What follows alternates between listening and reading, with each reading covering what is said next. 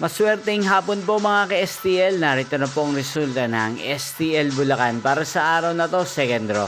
June 19, 2025, araw ng Huwebes. Naway ang mga natayaan nyo po mga numero kanina ay manalo nawa ngayong hapong ito, 4 PM. Kaya kunin nyo na po ang inyong mga ticket. Narito na po ang resulta. Ang mga numerong ninalo sa STL Bulacan ngayong hapong ito, June 19, 2025, 4 PM. Second draw result, 26 at 23 in exact order. Sa lahat po ng tumaya kanina sa STL Bulacan para second draw ng 26 at 23. Congrats po sa inyo, panalo po kayo. Again, 26 at 23.